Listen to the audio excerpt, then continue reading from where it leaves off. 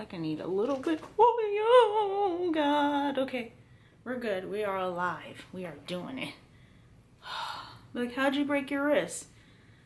Trying to be a YouTuber. Not telling anybody that. Like.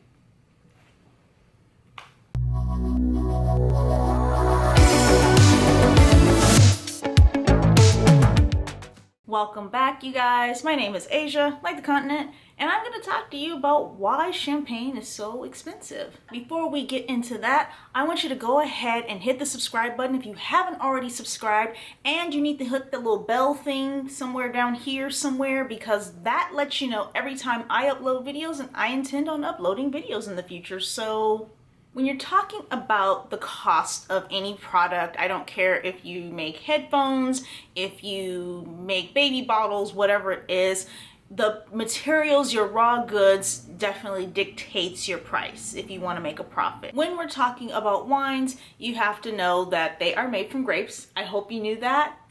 Grapes are an agricultural crop, and when you're talking about champagne, there are a lot of rules and regulations in place in terms of how you can grow that crop and what you do with that crop in terms of making it into champagne.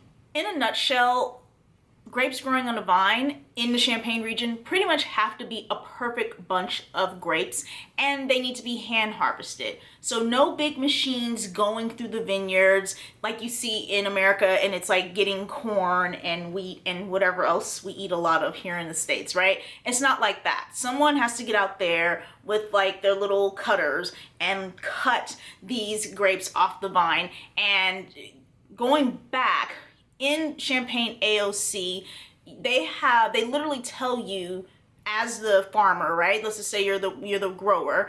They tell you, hey, you guys can now go and pick your grapes. It's not when you feel like it or when you think you should. You have to wait until you get the go ahead. So you're waiting, you hope it doesn't rain. These grapes are like precioso. And then you get out there, you have to have a ton of people go out there and pick these grapes and in the bunch, and they need to be intact, they need to be cute and perfect. The winemaker or the grower is going to be very particular about that. So they get picked, they're put in a basket, they're taken back to the warehouse or whatever you want to call it, where you have more people going through making sure these grapes are the best of the bestest. When you are talking about champagne, usually it's a cuvee, which means it is a blend. It's a blend of multiple grapes, of multiple vintages, and most champagnes that you are going to buy, average person buying champagne, it is going to be a non-vintage or an NV. So that means that the reserve wine, the initial wine that you start with in the champagne process, is going to come from grapes from multiple vintages or years. When you're talking about champagne, you have three very typical grape varietals. You have Chardonnay, Pinot Noir, and Pinot Meunier. Those are the three that you're going to either get all three or two of the three or one of the three. Somebody out of that grouping is got to step up to the plate. That's just how it is with champagne. As the winemaker, you have to say, we want to pick the best of the best from this vintage or that vintage. And in case you're wondering, you may think this sounds very snobbish to say this, came from this year or that year. Again, we're talking about a crop. There are going to be years where the crop was really great because the weather was perfect. There are going to be years where it wasn't so great. There can be things that are outside of just the general weather. Thinking about, we're in France, right? But thinking about Napa, where they had the fires, that vintage is going to be jacked up. As the winemaker, as the brand, especially if you're a large brand, the idea, you want your champagne to be bomb every time somebody goes to buy it. Point blank, period, right? Not just, oh, I want a great product, but because champagne is held at such a high standard, it has to be perfect every time. Like Beyonce status, it has to do the thing every time. Like, name something Beyonce did. Maybe you didn't like it, but it wasn't executed poorly, right? So that's how champagne is. It has to be good every time.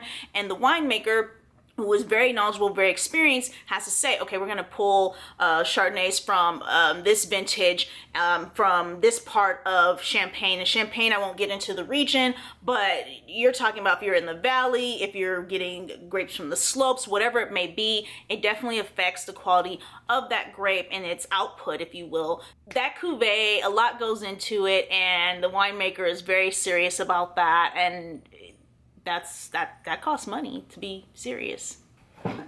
All right, now you have to know that the wine now goes through a second fermentation process, and that process occurs in the individual bottles. So if you buy a bottle of champagne and you have it in your hands, or you have it on your counter, wherever you keep it, in a cellar, whatnot, that all occurred in that actual bottle that you end up buying at the store. To get a little geeky, the second fermentation process consists of adding more yeast. If you're a winemaker, it's like this is your secret sauce time, right? So you already have the reserve wine, and now you're doing other things to it, but usually yeast. In order for fermentation to occur, you have to feed the yeast. That's how it works. You have to feed it so it can make alcohol, and so you have the dosage. Some winemakers maybe do it naturally and not necessarily adding dosage. I've talked about that in previous videos, but yeah, all that happens, and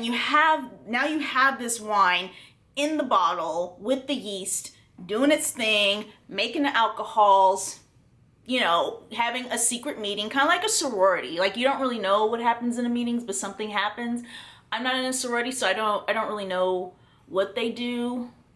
So you have the yeast in the dosage, in the bottles, doing its thing, and the bottles are capped off with a cap very much akin to the cap you put on a Coke bottle. I guess a beer bottle. I don't know why I have to say like a Coke bottle, but a beer bottle, right? A glass beer bottle. That same cap's put on the champagne bottle, and then there's riddling. So you have the yeast in there doing its thing, and then you have to say the bottle is at one angle, you flip it to another angle, and whatever, you know, the winemaker is deciding to do their own method that is within the traditional method, because again, this is an AOC, so you gotta follow the rules.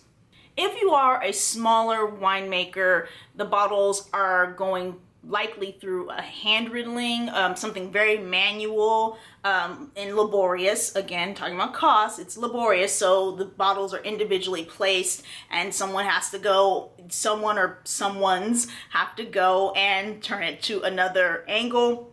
And if you are a larger brand, like for instance, say Moët Chandon, they have these big machines that, you know, they're at one angle and everyone's shifted at the same time. So you got to think, if you're doing it by hand, that costs money because now you're paying for human labor. If you do have a large machine, those machines cost money and they break down, so on and so forth. Then the champagne goes through, or the bottle goes through disgorgement. So you have all of the yeast that's now dead because it's eaten all the sugar, it's gotten its fill, and now that needs to come out of the bottle, and essentially with disgorgement, it's just skeeting the yeast plug out of the bottle. I think the process is really gross looking. It's cool, but it's like gross because it's a yeast plug. At that point, they're topping off the wine, the champagne bottles to make sure they're, you don't want to have. It's kind of like a chip bag, it gets a bunch of air in it, but it's like everybody has the same amount of, like, everybody gets 5 chips in the airy bag, something like that. I don't know why I used that.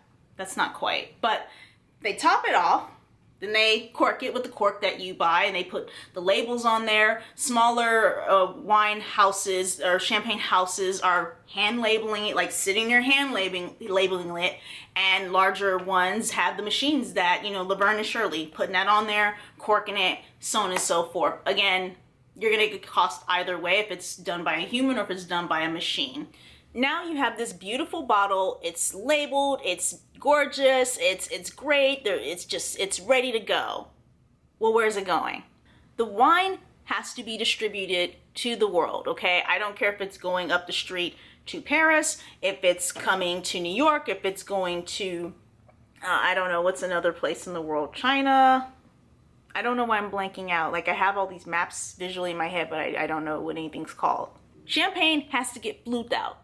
Okay, that's it. It has to get flued out. Anything outside of France, now you're talking about export. You're talking about you have to be connected with an importer to get the champagne bottles, here into the United States. There's all these customs, there's fees, you have to be, certified and signed up with this agency, that agency. So that costs a lot of money.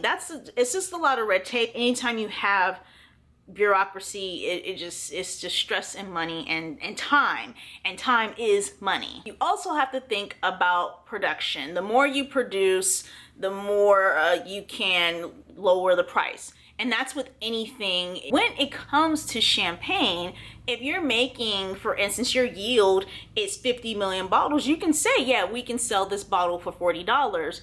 But if you are a much smaller grower, champagne wine house, I don't know, let's say you're making 100, which is like, that's something I would do. I buy a patch of land and I can only put together 100 bottles because I'm El Broco. In that instance, I'm gonna have to make the bottle $60 at least in order to actually make somewhat of a profit. That's where the cost comes in. And you also have to factor in things like the actual brand. I'm gonna keep referring to Moët Chandon or LVMH wines. You have, you can buy a bottle of Moët Chandon for what, $50? A bottle of Veuve is a little bit more. And obviously Dom Perignon. Dom Perignon is a Grand Cru. That is the queen or king of LVMH champagne. So that one, because of things aforementioned, is going to cost more. You can get away with that bottle being $200, whereas a bottle of Moët is going to be $40-50, right? So that kind of goes into that. You have a brand, you have heritage, you have, really just branding. Everyone knows Dom Perignon is going to be expensive. You're not going to go to the wine shop and say, oh, I want a bottle of Dom Perignon for $50. Like, that's not going to happen. You're being crazy and you're trolling if you go into the store with that. So, but that's because they've built that brand over time. Grower champagnes, they can charge a higher price point, but usually people that buy those, they are aware that's a grower champagne. They look the benefits of it. Maybe they are a biodiverse grower. These other benefits that the average consumer just going to buy a bottle of champagne is not going to know. And they're just going to go and buy the $40 Moet because they know it. They know that it's going to be top quality. It looks good on the Instagram. It looks good at the party, whatever it is. So branding has a lot to do. It definitely is factored into the price point. I mentioned that most champagnes that the average person is going to go to the store and purchase is going to be a non-vintage or an NV. Now, if you buy a champagne that is a vintage, 2012 is a great year. I believe 2010 is a great year. I won't go further back than that because my bank account won't allow me.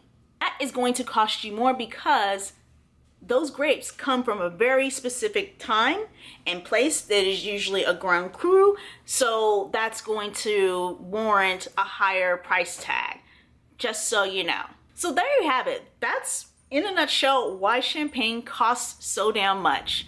I hope you enjoyed this. I hope it was helpful and gave you some insight, and as well as how to go forth in the future and purchase a bottle of champagne for yourself to enjoy. If you don't already follow me on Instagram, you can go ahead and do that by going to asia.alexander, and you can subscribe if you haven't already. Don't forget to share this content, like it, comment. If you hate it, that's cool too. I'm fine with it, whatever. But my name is Asia, like the continent, and I will catch you guys next time. Bye.